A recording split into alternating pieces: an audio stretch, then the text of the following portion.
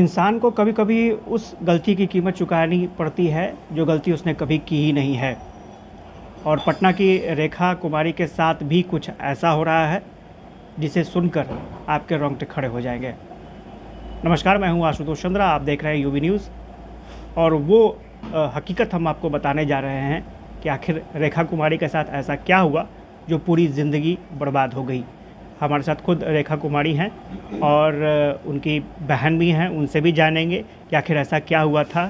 रोशनी जी, ये बताइए क्या हुआ था। जी, हम लोग ये गांव से बुलवाए इसको। हम इनकी चाची की बेटी हुए कि आओ कान का ऑपरेशन करवा देते। पटना में बहुत अच्छे अच्छे डॉक्टर हैं। कान का ऑपरेशन बहुत छोटा ऑपरेशन था, 1 महीने में ये रिकवर हो जाती। उसके बाद रात के 9 बजे इनको एक इंजेक्शन दिया गया, डायलोना इंजेक्शन हाथ में। ठीक है, अब वो भी कहाँ पर ट्रीटमेंट चल रहा था? महावीर आरोप संस्थान में, जो कंकर बाग है, हाँ वहाँ पे। उसके बाद इंजेक्शन देने के बाद वो भी कैसे इंजेक्शन दिए वो नर्स, यहाँ पे बांधने के बाद वो जो बांधा हुआ था ना वो खोली नहीं। ये जो बांध कर इंजेक्शन दिया जाता है ऐसे ही उसने इंजेक्शन दे दिया। और उस समय उस हॉस्पिटल में हमारी बड़ी वाली दीदी थी, उनको बोला गया कि आप नीचे से नेडी लेकर आइए क्योंकि सुई देना है। वो नीचे से नेडी लेकर आ रही है, तब तक वो नर्स इंजेक्शन दे चुकी थी हाथ में। उसके बाद से इतना हाथ में दर्द, इतना हाथ में दर्द, हाथ पूरा ठंडा हो गया। ठंडा होने के बाद हाथ धीरे धीरे रेड होना शुरू हो गया। तो हम लोग रात में डॉक्टर के पास गए बोलने के लिए। नाइट वाले जो डॉक्टर थे वो सोए हुए थे, एसी में, मस्त एसी में सोए हुए थे। उनको बोले कि सर चलिए देख लीजिए हाथ क्यों रेड हो रहा है। तो ऐसा कभी कभी होता है इंजेक्शन देने के बाद। भाई हम तो पहली बार सुने कि हाँ ठंडा भी होता है और रेड भी होता है। रात से सुबह हो गया दर्द में इसको एकदम रात। जो नर्स बदतमीजी से बात की है ना रात भर, सो की ही है बदतमीजी से बात। ज़्यादा दर्द हो रहा है, हम ब्लेड से काट देते हैं, तुमको हम हाथ पकड़ के हॉस्पिटल के बाहर कर देंगे, तुमको ज़्यादा दर्द हो रहा है, परेशान कर दी हो, ये कर दी हो, वो कर दी हो। रात भर वो नर्स बहुत बदतमीजी से बात की। सुबह में हम और हमारे बड़े भाई जी हॉस्पिटल के डायरेक्टर से बोलने गए कि भाई आपके स्टाफ ने कैसा इंजेक्शन दिया, चलिए देख लीजिए चलकर। वो लोग देखने आए तो उन लोगों ने भी पूरा दिन इनको सुई दिया हाथ में ऑपरेशन रूम में ले जाने के बाद। और हम लोग को बाहर ही खड़ा करा दिया गया कि आप लोग बाहर ही रहिए, हम लोग अंदर ट्रीटमेंट कर रहे हैं, ठीक हो जाएगी। शाम के 4 बजे हम लोग को रेफ़र कर दिया गया IGMS में कि जाइए, वहाँ पे डॉक्टर है, सब लोग रोड पे खड़ा है, डॉक्टर लोग, आपका इलाज वहाँ पे बहुत अच्छे से होगा। IGMS पहुँचे तो वहाँ पे पता चला कि ऐसा फ़ोन कोई आया ही नहीं है कि ऐसा इमरजेंसी है। पहला झूठ तो ये लोग ने ये भी कहा, ठीक है। उसके बाद फिर भी IGMS के डॉक्टर ने देखा, कहा कि ये हाथ तो काटना होगा, बिना हाथ काटे ऐसा कोई रास्ता ही नहीं है, क्योंकि ये पूरा हाथ ब्लॉक हो गया है। और पूरा हाथ ब्लैक, पूरा हाथ जम गया था पत्थर की तरह, जैसे किसी शरीर में जान नहीं रहता, मरने के बाद बॉडी हो जाता है ना, उस टाइप का। उसके बाद हम लोग आरोही में लेकर गए कि भाई ये सोचकर तो हम नहीं गए थे ना जो हम हाथ ऐसे ही कटवा देंगे। हम आरोही में गए, आरोही में पता चला कि हाथ काटना बहुत ज़रूरी है। उसके बाद आरोही वाले ने कहा कि आप मदनता हॉस्पिटल जाइए, वहाँ पे बहुत अच्छे डॉक्टर हैं। मदनता गए हम लोग, रात में 11 बजे पहुँचे वहाँ।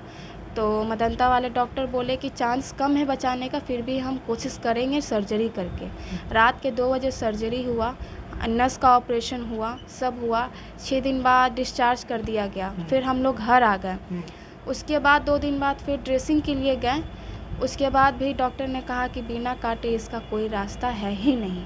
फिर हम लोग हॉस्पिटल वाले के पास गए, हॉस्पिटल वाले के पास गए हम लोग कि अब आप लोग बताइए हम क्या करें। ये सोचकर तो हम आपके पास नहीं आए थे कान का ऑपरेशन करवाने के लिए। उसके बाद क्या हुआ? उसके बाद हम लोग गए हॉस्पिटल, बोले कि हम लोग गरीब आदमी हैं, इतना पैसा कहाँ से लाएं। मेदांता में जब आप डॉक्टर से बात हुई तो डॉक्टर ने क्या कहा? डॉक्टर ने ये कहा कि इसको गलत इंजेक्शन दिया गया है। ये जो पहली बात कि डायलोना इंजेक्शन जो होता है इसको मसल्स में दिया जाता है, ठीक है, और नहीं तो कमर में दिया जाता है, नहीं तो पानी के द्वारा उसको चढ़ाया जाता है।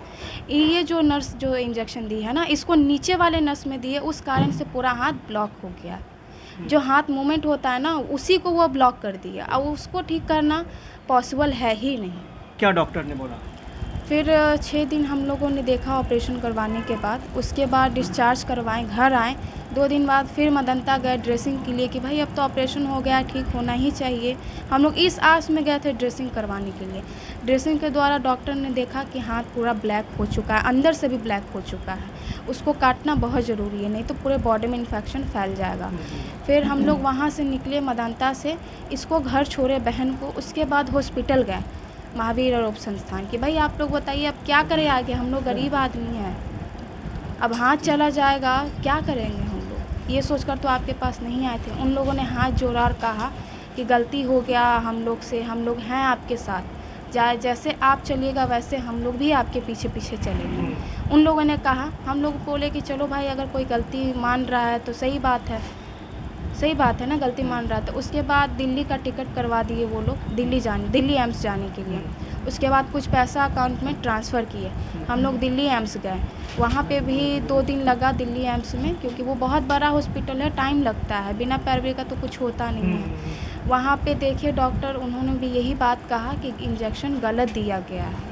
और उन लोगों को इतना गुस्सा आ रहा था ना दिल्ली एम्स वाले को इस हॉस्पिटल के ऊपर कि गालियाँ ही गालियाँ भर भर कर दे रहे थे उन लोग कि ऐसा कैसे गलती कर सकता है।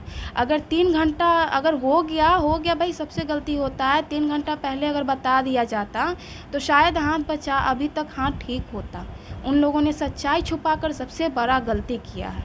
उसके बाद गंगाराम हॉस्पिटल गए जो दिल्ली में ही है। वहाँ से फिर निकले हम लोग, हार गए कि भाई जब हाथ ही कटवाना है तो पटना चलते हैं। पटना आए, 2 दिन पटना में देख लिए कि कहीं भगवान का कोई चमत्कार हो जाए, ठीक हो जाए हाथ। चमत्कार का तो पता नहीं, हाथ स्मेल करना शुरू हो गया। इतना गंदा स्मेल कर रहा था हाथ कि आसपास कोई आ नहीं रहा था। अब हम लोग के पास इतना पैसा तो था नहीं कि मदनता में जाकर ऑपरेशन करवाते, कितना भी है तो मदनता बड़ा हॉस्पिटल है। फिर हम लोग PMCH गए इमरजेंसी वाले में। वहाँ पे एक डॉक्टर लेडी से बात हुआ हमारा, वो क्या बदतमीजी से बात करके बोलती है, तुम्हारे पास दिमाग नहीं है, पढ़ लिख कर गंवार हो।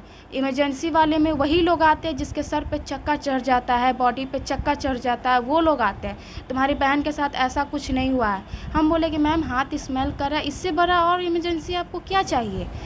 तो नहीं निकलो यहाँ से, निकलो, बदतमीजी से बात की। जाओ OPD में कल आ करके दिखाना। OPD में दिखाते दिखाते तक हाथ पूरा स्मेल, शाम होते होते तक इतना भयानक स्मेल करने लगा। OPD में गए तो उन्होंने कहा कि इमरजेंसी वाले में जाओ। इमरजेंसी वाले में जैसे ही पट्टी हटाया ना डॉक्टर, सारा मांस नीचे गिर गया। उस समय बस हम ही थे जो उसका जो हड्डी वाला जो हाथ था, स्मेल वाला हाथ था, ऐसे पकड़ कर आपको फ़ोटो भी दिखा सकते हैं। हाँ, जैसा फोटो हाँ जी। हाँ, फिर क्या हुआ? उसके बाद वो जो देखा डॉक्टर, तो डॉक्टर ने कहा कि इसको तुरंत काट कर हटाना पड़ेगा। हाँ, फिर उसके बाद वहाँ से लेकर के हम लोग ऑपरेशन का तैयारी की है। उन लोगों ने कुछ दवा लिखा, लेकर आए ऑपरेशन के लिए PMCH में। तो उसके बाद थोड़ी देर बाद डॉक्टर कहते हैं कि हमसे नहीं हो पाएगा, क्योंकि हमारे पास IC रूम नहीं है, इमरजेंसी नहीं है, ये नहीं है, वो नहीं है, सो यहाँ से लेकर जाओ। हम बोले कि PMCH में ये बोला गया? PMCH में। हम बोले कि हाथ बहुत बुरी तरीके से स्मेल कर रहा है, कोई आसपास नहीं आ रहा है, यहाँ तक कि अपने परिवार के लोग भी नहीं आ पा रहे, इतना ज़्यादा स्मेल कर रहा है। और सबके आँख में आंसू है, कैसे हम लेकर जाएंगे दूसरे हॉस्पिटल, और हमारे पास पैसा भी नहीं है। ठीक है तो मरने दो मरीज को यहीं पे, पर हम लोग से तो नहीं होगा, मरेगा यहीं पे। जाना है तो जाओ पारस में जाओ, बड़े बड़े हॉस्पिटल, बड़ा हॉस्पिटल का नाम बताया वो लोग। हम बोले कि बड़ा हॉस्पिटल में जाना ही था तो आपके पास नहीं आते। फिर हम लोग मदानता गए, उसी समय लगता है 7 बजे मदानता गए हम लोग। मदानता में बोला गया कि क्यों नहीं बचेगी, ऑफकोर्स बचेगी। 3 यूनिट ब्लड चढ़ा, इसको रात भर ब्लड चढ़ा। सुबह में ऑपरेशन हुआ, हाथ काट कर हटा दिया गया। जो जानकारी मुझे मिल रही थी उसके मुताबिक आप लोग शादी की भी तैयारी कर रहे थे कुछ, ये क्या था? हम लोग 9 लाख रुपया जो इसके इलाज में लगाया ना, वो शादी के लिए ही था। नवंबर में शादी था, डेट बहुत पास था, जैसा कि आप भी जानते हैं नवंबर में ज़्यादा दिन तो था नहीं। हम लोगों ने शादी का तैयारी किया था, अब वो पैसा इसमें लगा, वो हम ही लोग समझ सकते। अब आप लोग क्या चाहती हैं? आप लोग क्या आगे की रणनीति है? क्या पुलिस में कंप्लेन आप लोगों ने कराई, क्या हुआ? जी, कंकरबाग थाना में आज FIR किए 5 दिन हो गया, अभी तक कोई कॉल नहीं, कुछ नहीं, उधर से कोई रिप्लाई ही नहीं है, उधर से कोई रिप्लाई नहीं है। ऊपर से कुणाल सर ने कहा कि हम लोग जब थर्ड टाइम गए पैसा के लिए कि भाई ऑपरेशन करवाएं, हाथ कटवाए हैं, उसमें बहुत पैसा लगा है सर। आप लोगों ने कहा था कि अभी से लेकर के आगे शादी तक, इसके आगे ज़िंदगी तक हम हेल्प करेंगे, तो सर अभी ही तो मौका है ना सर। तो हमको सुनने में आया है कि तुम लोग दिल्ली नहीं गई हो, बस दिल्ली का टिकट करवा ली हो, पैसा गलत अकाउंट में जा रहा है। अब ये सब का जांच पड़ताल होगा, उसके बाद हम आगे का सोचेंगे। अब वो भी आगे का हम पैसा ज़िंदगी भर का तो हम इसका खर्च नहीं उठाएंगे, लेकिन हाँ जो मदानता का बिल है अब वो बिल वो लोग देंगे कि जिस पे मोहर लगा हो हॉस्पिटल का। अब सब हॉस्पिटल का तो मोहर लगवा कर तो हम नहीं ला सकते हैं ना। ऑटो वाला से तो मोहर नहीं लगवा सकते ना कि भाई आपके ऑटो में 1000 का बिल आया, आप मोहर लगा कर दीजिए, उसमें भी तो पैसा लगता है। तो हॉस्पिटल का तो बिल जो होगा हॉस्पिटल का वो तो बिल होगा ही। जी मेरे पास सारा पेपर है, जितना पेपर उन लोग को चाहिए प्रूफ में सारा पेपर है। कैसे क्या हुआ, किस कारण से इन्फेक्शन हुआ, उसका भी पेपर है मेरे पास। कौन कौन डॉक्टर ने क्या क्या कहा, सारा पेपर है मेरे पास, सब कुछ प्रूफ है। उन लोगों ने प्रूफ भी देखने के लिए तैयार नहीं हुआ। हम बोले मेरे पास प्रूफ है सर। नहीं, अब इंक्वायरी होगा उसके बाद ही कुछ कहा जाएगा। तो ये बुरी कहानी है रेखा जी की, और स्वाभाविक तौर पर सवाल कई उठ रहे हैं। जो परिवार था उसने हर जगह गुहार लगाई, हर जगह परिवार गया था हाथ बचाने के लिए, पीएमसीएच भी गया था और बार बार हॉस्पिटल के चक्कर भी लगाए गए। लेकिन सबसे बड़ी बात, जिन हाथों में मेहंदी लगनी थी अब वहाँ मेहंदी लगेगी नहीं। और स्वाभाविक तौर पर ये एक बड़ी चुनौती परिवार के सामने आ गई है कि आखिर इंसाफ मिलेगा तो कैसे। तो अब जो लड़ाई होने जा रही है वो इंसाफ की लड़ाई होने जा रही है।